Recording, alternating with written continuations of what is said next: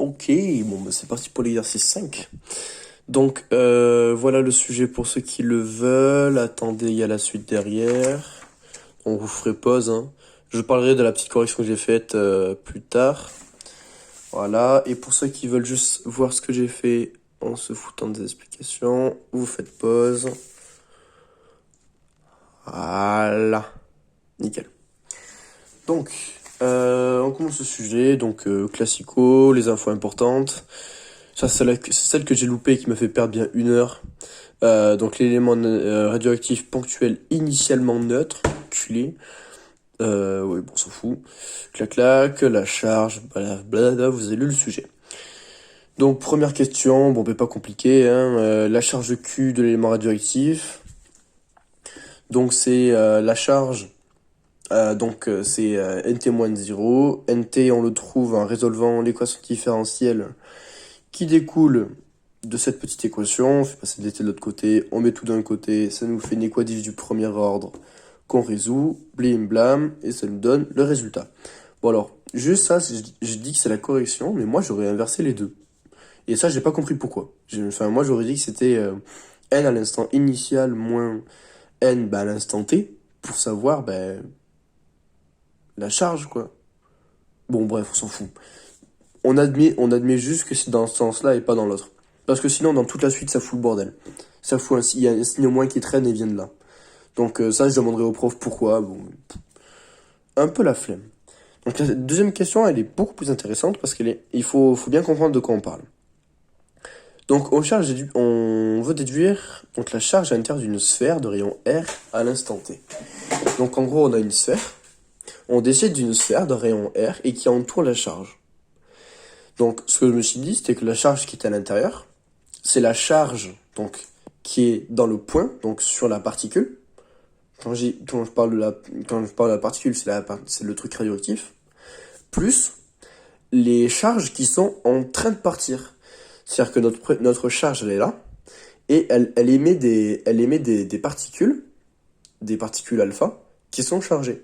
Donc la charge qui est à l'intérieur de cette sphère, c'est les particules qui sont pas encore parties, et les particules qui sont parties, mais qui sont pas encore sorties de la sphère. Donc pour quantifier tout ça, je dis que, oui, bon, ça devrait être là, on s'en fout. Je dis que pour qu'une particule qui est émise, elle appartienne toujours à cette sphère, il faut pas qu'elle ait parcouru une distance qui est plus grande que r. Donc il faut qu'elle soit émise entre l'instant t et l'instant t moins r0 sur v0. R sur v0, pardon. Comme ça, et cet instant, c'est en gros l'instant à partir duquel, s'il a été émis à cet instant, paf, elle a parcouru R. Donc, entre ces deux temps, toutes les particules qui sont émises, elles sont encore dans la boule de rayon R. Et ça nous permet de déterminer n delta t, donc qui est le nombre de particules émises encore dans la sphère. Donc, clac, clac, clac, on utilise toujours la même formule, le calcul se déroule bien. Et ensuite, on peut déterminer Qnt, donc qui est Q de T, qui est la charge contenue, les particules qui sont pas encore parties, la charge donc du noyau radioactif, plus la charge donc de ces particules qui sont parties mais qui sont pas encore sorties de l'affaire. Le calcul déroule et on arrive au bon résultat. Ensuite, on cherche la densité volumique de charge. Alors là, c'était un calcul foireux. Donc en gros, ce que je me suis dit, c'est que dans notre sphère, parce qu'il y a une hypothèse qui est très importante, c'est isotrope. Voilà. Les particules sont émises de façon isotrope. Donc on a une espèce d'invariance par rotation, suivant, si on suit en sphérique, suivant θ et suivant phi. Et on peut le vérifier tout de suite avec le calcul. Donc au début, j'ai simplement calculé d cubes donc de Qnt avec la formule qui est là. Donc je rappelle juste, c'est la dérivée partielle en fonction de R. Et ensuite, il y a les dérivées partielles de θ, dérivées partielles de phi avec des coefficients, mais ça on s'en fout parce que de toute manière, c'est 0 parce que Q ne dépend pas de θ ni de phi. Donc dans tous les cas, il reste que ça. Donc, ça nous donne l'expression de d cube Qnt. Et donc, on peut en déduire la charge présente entre la couche R et R plus dr. Donc, entre la couche R et R plus dr, on connaît la charge qu'il y a. Sauf que nous, on veut quoi? Nous, on veut la masse volumique. La masse volumique, excusez-moi. La densité volumique de charge.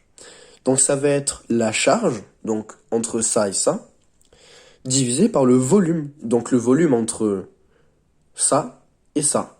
C'est-à-dire le volume, et ce volume, il vaut quoi? Bah, il vaut dr fois 4 pi r carré. Faites le calcul, vous allez voir, ça donne ça. Et ça nous permet de calculer, et ça nous permet de trouver ça. Ça nous permet de trouver le bon résultat. Et c'est là qu'il fallait être obligé d'avoir le signe moins dans ce sens-là, parce que sinon il y a un moins qui traîne là, il y a un moins qui traîne là, enfin ça fait un bordel. Boum, boum, boum. Donc voilà, et on trouve l'expression de ρ.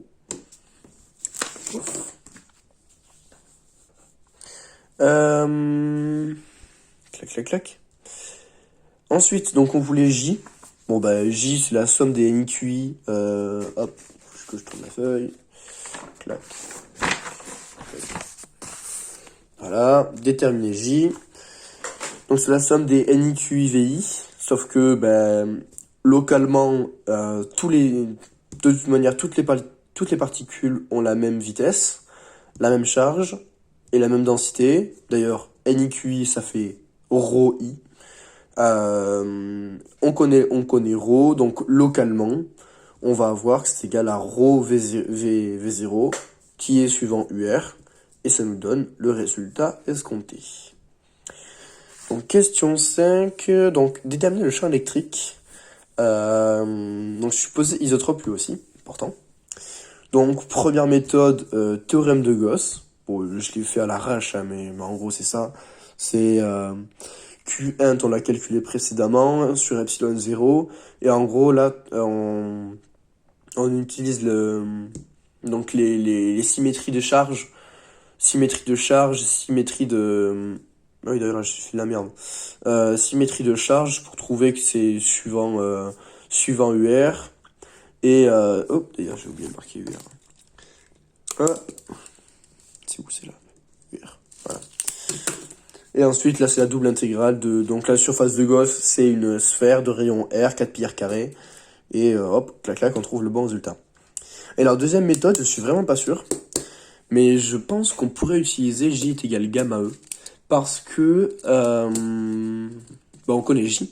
Mais il y a deux problèmes. C'est que déjà, gamma, on le connaît pas. Donc je vois pas trop comment déterminer gamma. Enfin si, on connaît l'expression de gamma, mais elle est foireuse parce qu'il y a la masse du porteur de charge et tout. Donc bon, à voir. Et en plus, il faut qu'on soit en ARQS. Et ça, l'hypothèse, on l'a pas. Donc je sais pas trop comment faire pour la deuxième méthode. Mais au moins, il y en a une. Donc ensuite, on veut déterminer B. Oui, et c'est là que j'ai fait une connerie. C'est symétrie de courant d'ailleurs. Hein. Clac, clac. D'ailleurs, les symétries, je les fais avec J. Oui. Hop là. Voilà. Donc vu que dans notre sphère, on a tous les J qui sont suivants UR. Si on coupe la sphère en deux, par exemple, on va avoir des J comme ça, des J comme ça, des J comme ça, des J comme ça. Donc forcément, UR Uθ, c'est une symétrie de J. UR Uφ, c'est une symétrie de J. Ces deux plans, c'est les deux plans qui coupent la sphère en deux. La sphère, elle est comme ça, mais ça coupe comme ça et comme ça. Voilà. B, il appartient donc aux orthogonales et forcément l'intersection c'est le vecteur nul, donc B est égal à 0. Et on vérifie que tous nos résultats précédents sont compatibles avec Maxwell Ampère. Mu0J ça vaut ça. Mu0 epsilon 0 d rond E d T ça vaut ça. Oh magique, on tombe sur la même chose. Alright. Et ensuite dernière question. C'est en fait pour redémontrer cette formule, enfin pour la retrouver et la vérifier surtout. Donc pi, b est égal à 0, donc ça vaut 0. Euh, Oméga, eh bien on applique juste la formule et ça nous donne ça. Ça, on s'en fout à la rigueur. Et ensuite, JE, on utilise Maxwell Ampère qu'on a déterminé précédemment et qui nous a dit que J c'est égal à mu0 moins mu0 epsilon 0. Clac. Ensuite, on a la dérivée fois lui-même, donc ça nous fait la dérivée de 1 demi de lui au carré. Et on retrouve exactement cette formule. Voilà.